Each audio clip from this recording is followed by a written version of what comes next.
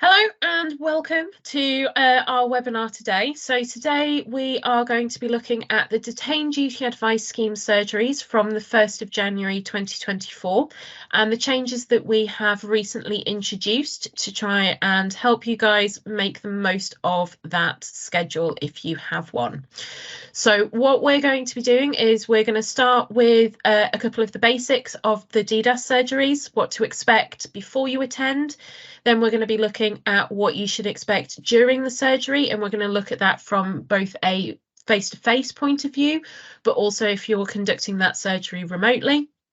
We'll then have a look at how to claim for the DDAS surgeries. And then, as ever, I'll be pointing you to some useful contacts and links at the end of the slide deck, which you should also have access to. Okay, so first of all, the basics. So things to remember about a DDAS surgery.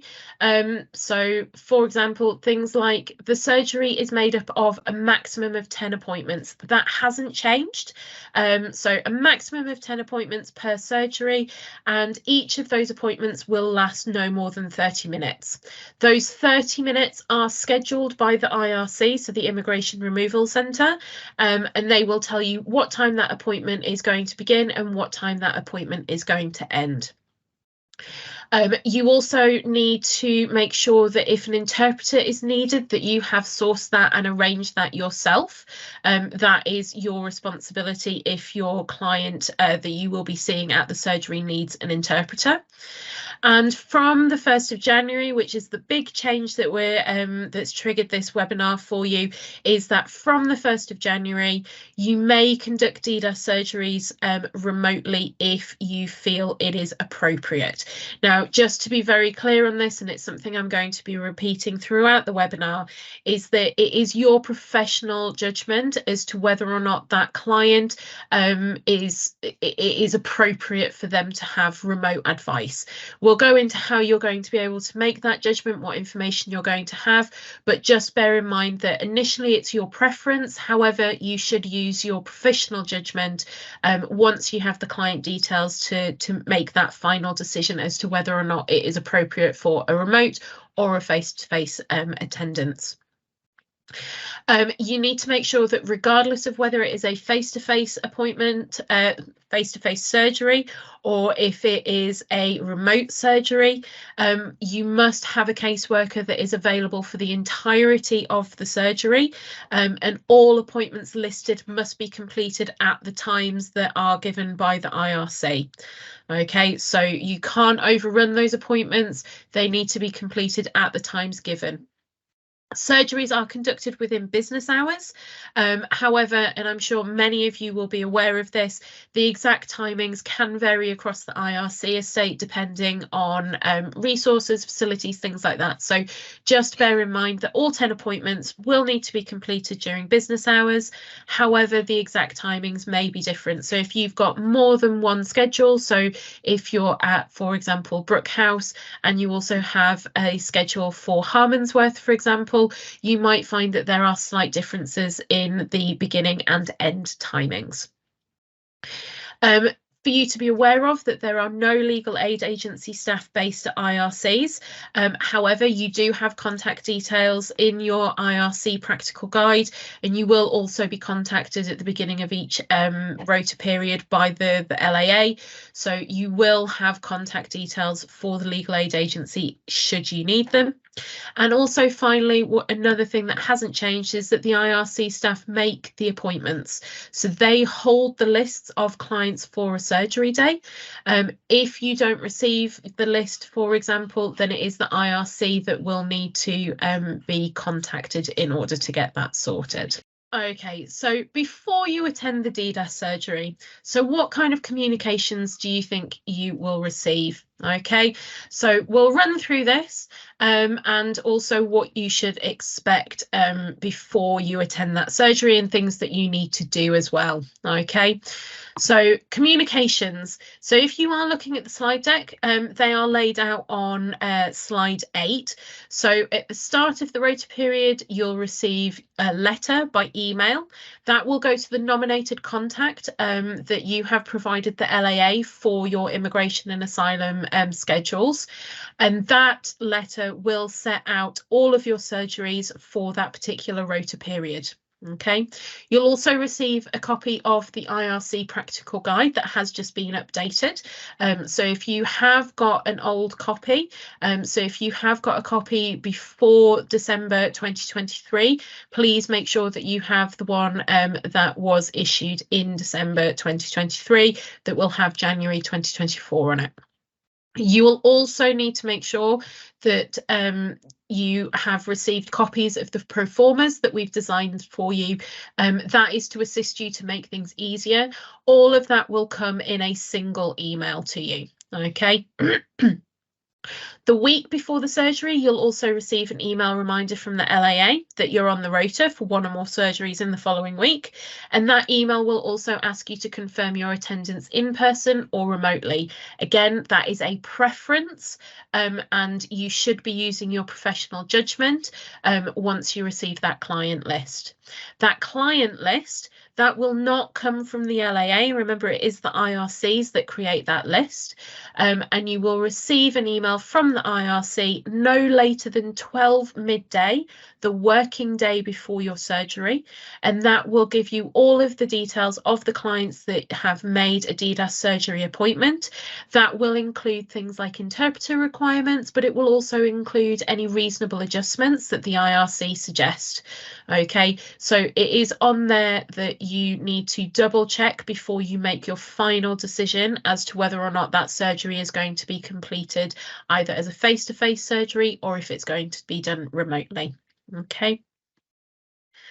What do you need to do then when each of these communications come in? So at the start of the rota period, so that is at the first day of the rota onwards, so you need to reply to your rota letter and confirm receipt, and you also need to update any contact details that the IRC queries team have.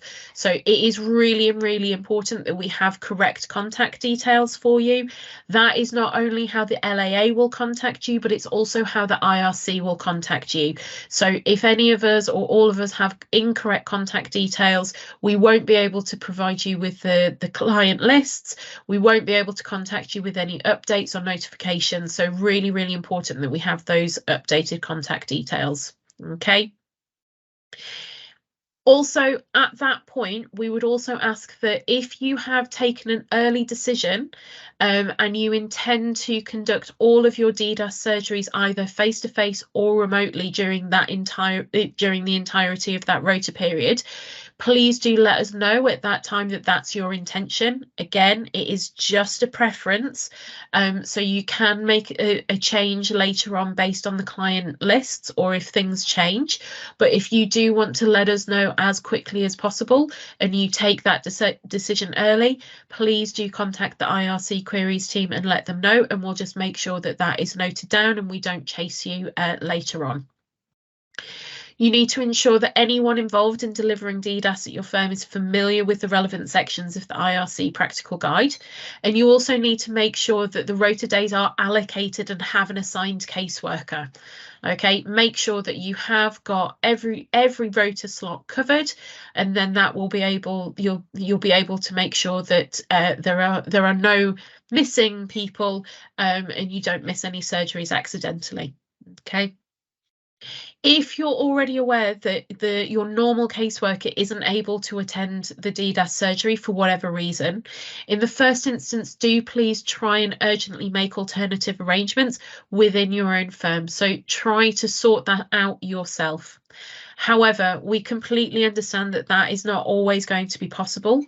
Okay, so if that is not possible, you have done everything you possibly can. Please do contact the IRC queries team immediately as soon as you are aware that you have got a gap. Okay, that's why it's really important to make sure that those caseworkers are assigned early. Let us know, and the IRC queries team can try to reallocate that surgery to one of our alternative schedule holders. Okay, really important that you do that as quickly as possible. The quicker you can do that, the better chance we have of being able to find an alternative without it creating too many problems for yourselves, for us, or for that alternative provider as well. Okay. So that's all happening at the beginning of that rota period. However, what happens and what do you need to do the week before the surgery? Okay. Again, it is looking at your capacity. So in the same way that at the beginning of the rota period, you ensured that you had people covering each of the surgeries that you'd been allocated, this is the point at which you again make sure that you have got those people, they are prepared to attend that surgery either remotely or face to face, that you haven't got any problems with covering any of your slots that you have that week. Again, you'll get that reminder email, so you will get a quick kind of a quick nudge from the LAA to make sure that you can do this. Okay, but this is also the point at which you can assess your capacity. Okay, so have a think. Do you have enough caseworker time to be able to take on all of the cases that you identify in the surgery? Okay, if you know the week before that you do not have that kind of capacity within your own team, again, you need to let the IRC queries team know immediately, and we will look at reallocating your slots to a provider that does have the capacity to be able to take those surgeries on, as well as the substantive matters that could come as a result of them. Okay, make sure that that allocated caseworker that you've checked not only has capacity for this, but they also know that what delivery method they're expected to conduct the surgery under. So is that going to be remote? Is it going to be face to face? Okay, again, just a reminder that that may have to change based on the reasonable adjustments information that you receive, and it is your professional judgment as to whether or not you change that remote surgery to a face-to-face. However, if you are attending face-to-face and you're aware of that earlier on, please do make sure that you contact the IRC, because you are likely to need to do things like organise parking permits or understand what the parking is. You may need to send identification prior to going to the IRC, as well as sending any forms or any documentation that they require. In some cases, you will only need to do that once if it's the same caseworker conducting all of the surgeries. So it is worth just checking with the IRC what their procedure is. Okay, if you are intending to conduct the surgery remotely, the caseworker needs to ensure that they have a private space where they're going to be working, okay, and where they're not going to be disturbed. And it is a preference that the advice, the telephone attendance is done by landline. That just reduces any problems with things like signal, dropping signal, things like that. But obviously, we are again aware that that isn't always going to be possible. So we do ask that the caseworker has ensured that there is a strong mobile phone signal where they intend to conduct the surgery from, if that is the method that they will be using. Okay. Again, any problems, anything that is going to stop you being able to attend that surgery, please do make sure that the IRC queries team are informed of that as soon as possible if you are unable to make alternative arrangements yourself. Okay, really, really important. So before you attend the surgery, the day before, okay, so there is one key time the day before that you need to be aware of. Put it in your calendars, make sure your caseworkers have it in their calendars, and that is 12 midday, the day before your surgery. That is the cutoff for the IRC to send you the list of clients. So that will have the booked appointments with the client's documents. So it will be all of the client information. So their name, it will include things like interpretation requirements, reasonable adjustments, again, things like that. But also if they have received removal directions, anything like that, that will all be noted on that client list. And where you have indicated that you intend to deliver the surgery remotely, then the client's documents will also be included in that email. Okay, just to be aware, client documents can only be sent to you if they have agreed with the IRC that the IRC can scan them and send them over to you. So there may be instances where you don't receive the documents, but that again will be noted on your client list that they have refused to give permission to the IRC. So that is one to really be aware of. As I said, the list will include the interpreter requirements, okay, as well as those reasonable adjustments. So please do make sure that you take note of those. If you think there is anything that is missing, contact the IRC directly and just ask them to confirm. The same with if it says that, for example, the interpreter requirements is yes, but then they don't list the language that is needed, something like that. Please just do double check. Okay, once you've received that list, you're happy with all the information that you've received. If you're happy that the reasonable adjustments don't impact the way in which you need to deliver that surgery, then you need to start booking your interpreters. Okay, inform the IRC if an interpreter isn't available at the allocated time. Really, really important. If you let them know that as soon as possible, then they will do everything they can to swap the lists round as you indicate. You also at that point need to let the IRC know if you are having to move that surgery from remote to face-to-face. Okay, and then they'll make sure that the room and everything is set up for you for that face-to-face appointment.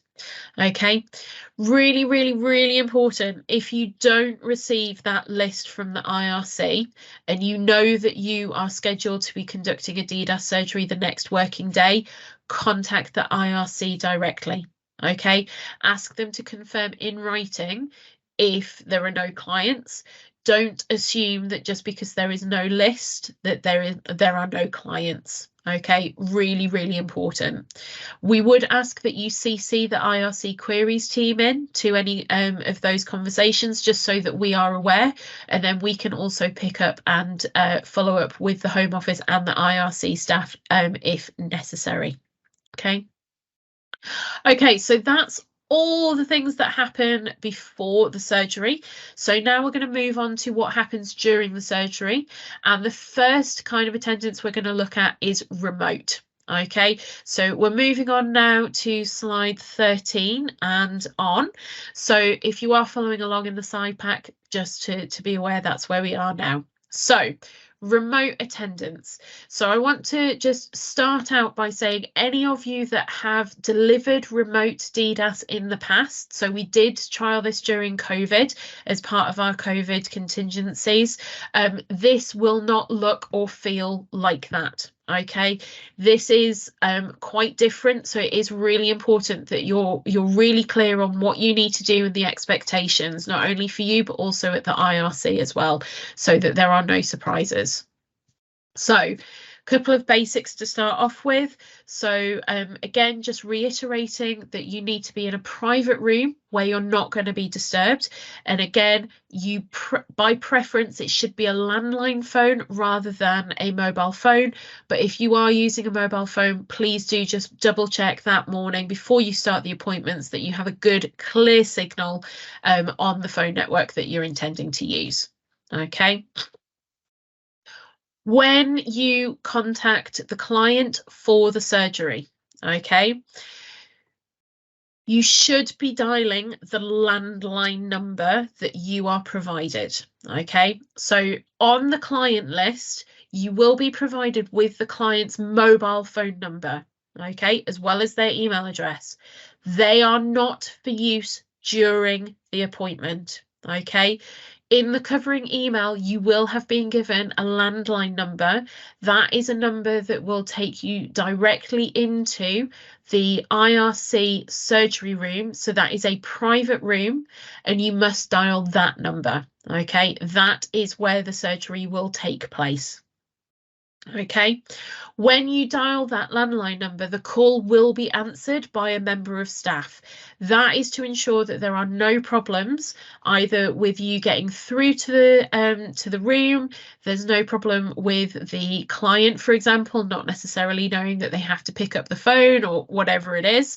Okay, please make sure that you dial the landline number and then a member of staff will be answering that call to make sure that everyone is there.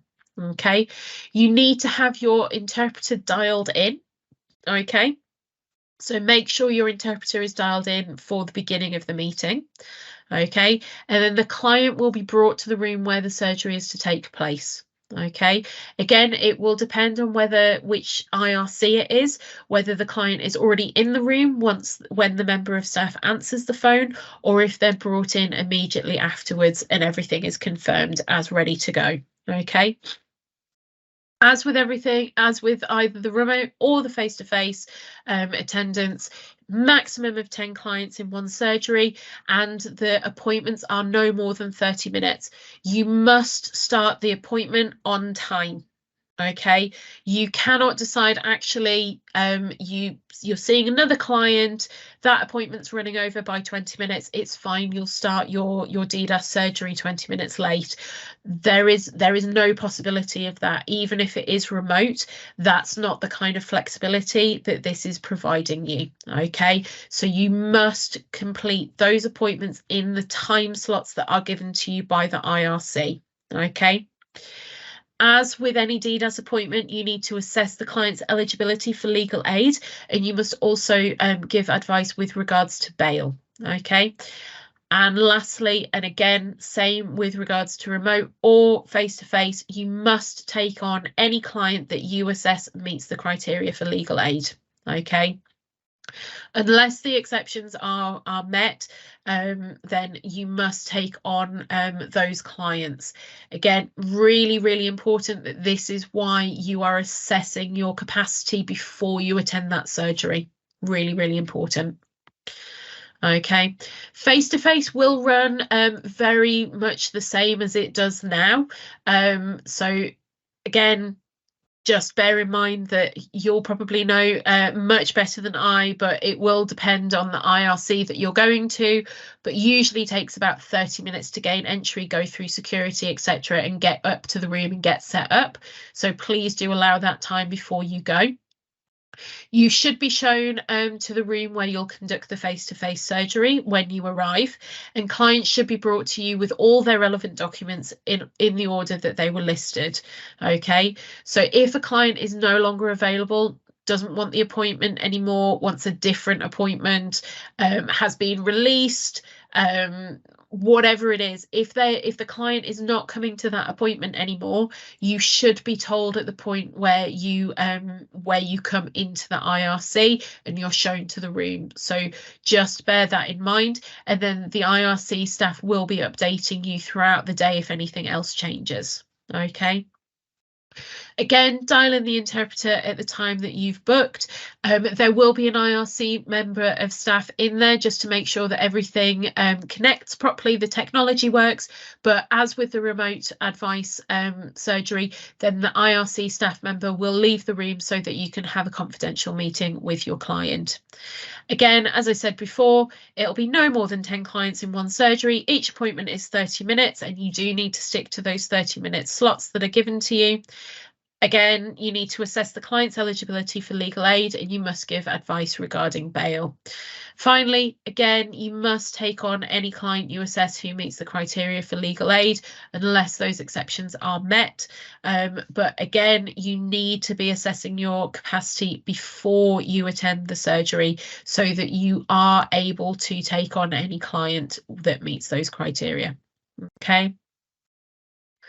Now, regardless of whether it is a remote or a face-to-face appointment, there is a contractual obligation on you that you must give the client a written summary of the appointment at the end of the appointment. Okay, so at the end of each DDAS appointment, they need to be given a written summary. Now, we have given you a pro forma to use.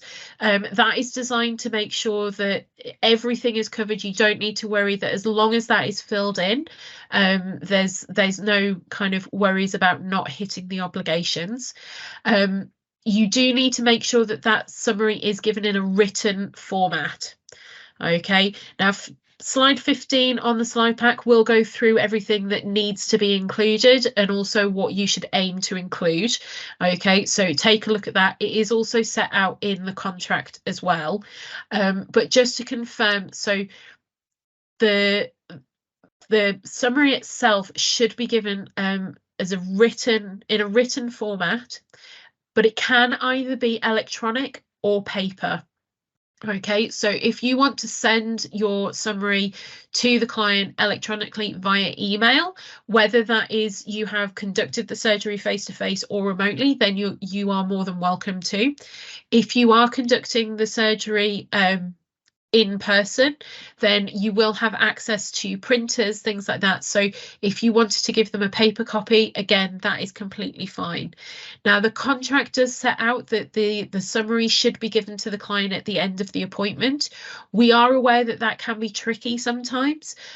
So what we have confirmed here is that the client must receive that on the day of the surgery. So as long as they receive it by the end of the day that the surgery took place, we will consider that that obligation has been met. So we have given you a little bit more flexibility, hopefully, to make that easier for you to meet that requirement. Okay, as I said, we have got that pro forma created for you.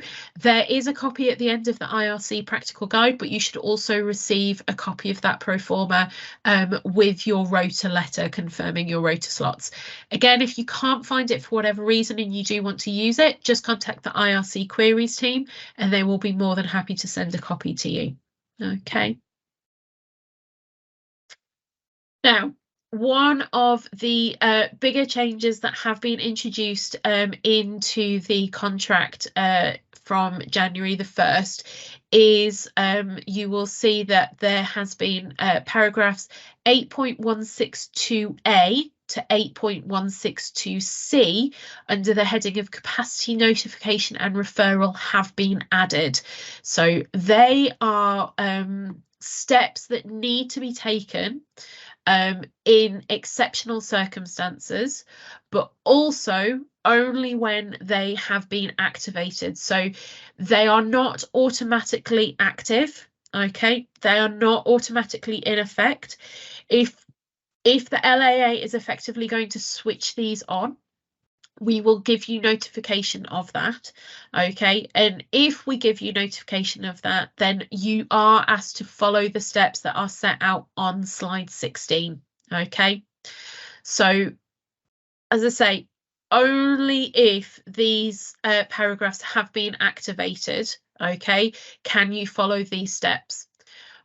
We do understand that sometimes you will attend a surgery in good faith, expecting to be able to take on all of the clients where substantive matters are identified, okay, but where this isn't possible, okay, where the LAA has identified this as a problem, then we will look at whether or not these paragraphs should be activated, and if they are, the first step that you must take is one that I would expect most of you do already if you're unable to take the client on. Okay, and that is that you must advise the client during the surgery appointment that they have a substantive matter, if they do, obviously.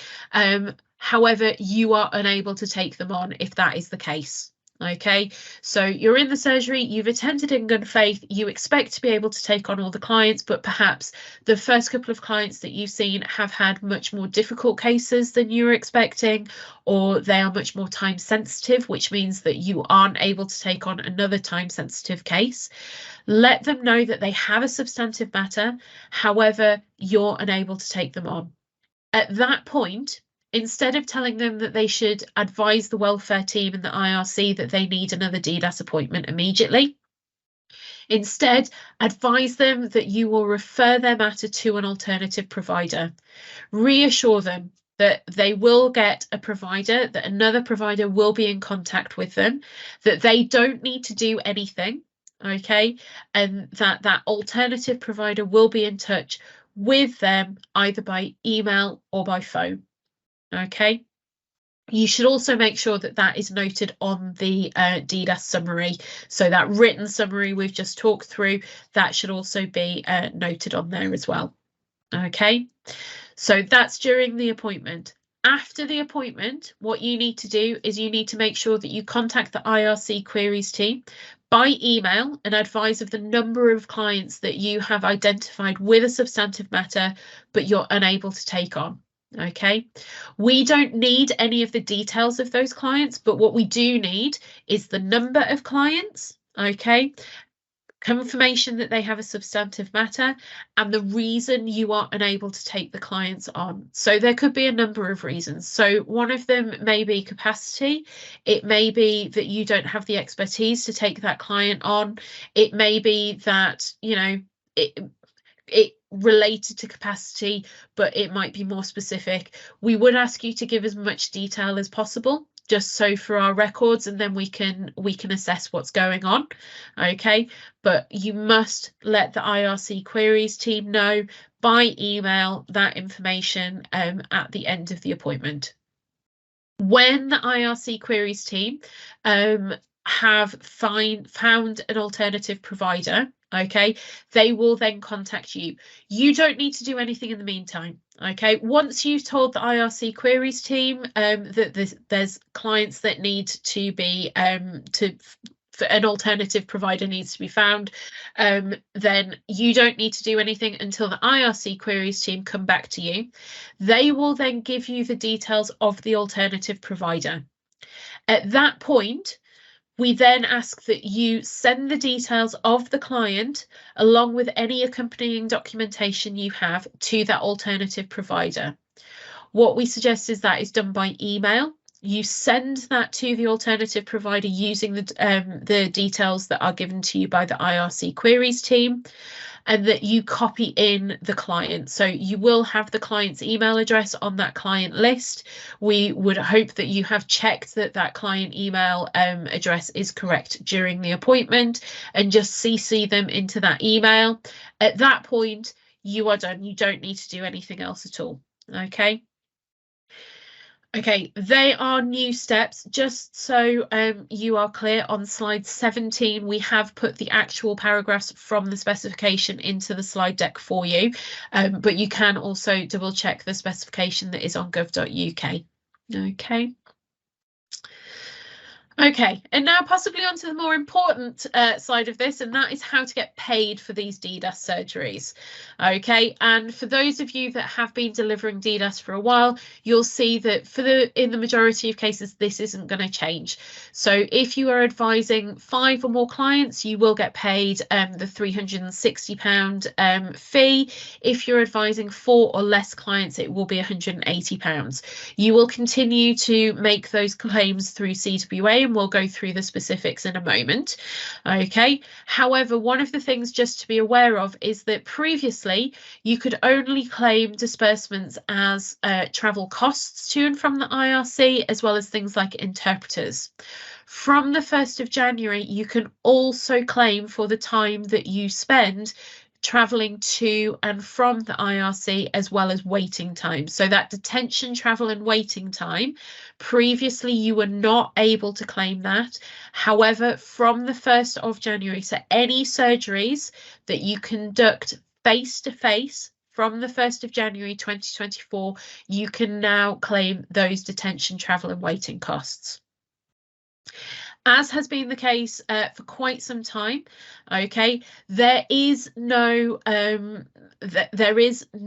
disbursement limit for the DDAS surgery themselves, okay. However, you do need to make sure that your disbursements are reasonable. What we would suggest is if you are in any doubt, not only make a note on the file so that there is a record of why those disbursements were incurred, but also contact your contract manager and they will be able to provide the reassurance or the instruction on what you need to do to ensure that those disbursements are claimed successfully. Okay, really, really important. Follow-on work, just to be increasingly clear on this point. So follow-on work is any substantive matter that is opened as a result of the initial DDAS surgery appointment. Okay, and that will always be claimed separately to the DDAS surgery itself. Okay, so you'll use different matter type 2 codes, you'll input different information, you'll input specific client information when making a claim for those substantive matters. And those follow-on substantive matters will also always be claimed at hourly rates as set out in the regulations if it has been opened as a result of an initial DDAS surgery appointment. Okay, so that has not changed. We just wanted to make that super clear for everyone, just in case there was any confusion, because again, we have got quite a few new providers joining us on these DDAS surgery schedules. Okay. Now, finally, how do you actually fill in the CWA, which is our online system for making these claims? Now, this, I have to say, was one of the easiest things for me to pick up when I first joined the LAA, because it is all set out for you in the guidance for reporting controlled work document. That is on gov.uk. Okay, and if you scroll down to the immigration section, if you keep scrolling, you will find a table that sets out exactly what you need to input when you are claiming for a DDAS surgery. Okay, so start date. It's always going to be the date of the surgery, and the start date and the surgery date will always be the same. Okay, so super easy. Matter type 1, matter type 2 code combination, that is always going to be IAXL, IDAS when you're claiming for a DDAS surgery. Okay, it will never be anything else, and that IDAS code won't be used for any other claims either. So the matter type 2 code IDAS will only ever be used with IAXL, that's the matter type 1 code, and they will only ever be used if you are claiming for a DDAS surgery. Okay, so that does mean that the box that says IRC surgery, that should say yes if you are claiming with that matter type 1, type 2 code combination. Okay, the advice time. Okay, so that is the total time for the claim. Really easy, shouldn't exceed 300 minutes. It's 30 minutes per appointment. So if it's one appointment, it's 30 minutes. If it's 10 appointments, it's 300 minutes, and it can be anywhere in between in 30-minute increments. The net profit costs, you do need to enter this yourself, but again, you've got two options, okay, and it depends on the number of clients you've seen. So it can be 180 or it can be 360, okay. It can't be more, it can't be less than that, so just bear that in mind. And then the number of clients seen at the surgery, that relates to the number of clients you saw at the surgery. I know it really couldn't be simpler. I know we do make some of this seem much more difficult than it needs to be, but this really is super simple. Okay, so the number of clients that you see is the number of clients you see, and that should match the profit costs that you enter. So for example, if you enter 5, then you know that you enter 360 in the net profit costs. Okay, the number of surgery clients resulting in a legal help matter opened, that is the number of clients, okay, who you've opened a substantive matter for. Now it is limited to 1 substantive matter per client, but it doesn't matter what type of substantive matter that is. So if, for example, you have a client who has a legal help matter, but then they also have a bail claim, okay, then that will count as 1. So you get 1 per client. However, if you have a client that just has a bail matter, they don't have any work that is a legal help and it's just bail, that would also count as 1. Okay, so just bear that in mind. Now, the one thing that has changed here is that if you are conducting a surgery remotely, just remotely, then where the field that says remote application, you need to select yes. So yes needs to be in that box next to remote application. Okay, it doesn't change anything. That is for our own data collection, but it is something that contract managers may be looking at and making sure that it matches all of the information across. So please do try and get into the habit of making sure that you are selecting yes for that remote application where that surgery is being conducted remotely. Okay. Now, hopefully that has covered everything that we hoped that it would.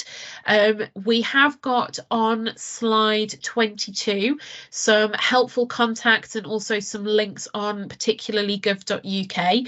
The key contact on there is the IRC queries team. They are going to be helping you with most queries, unless it is something around claiming, which is likely to be dealt with by your contract manager.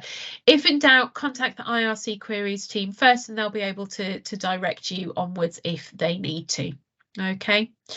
Thank you very much for your time. I hope this was helpful.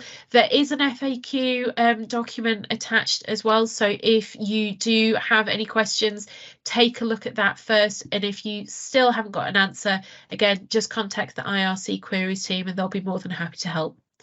Thank you very much. And I hope you enjoy the rest of your day.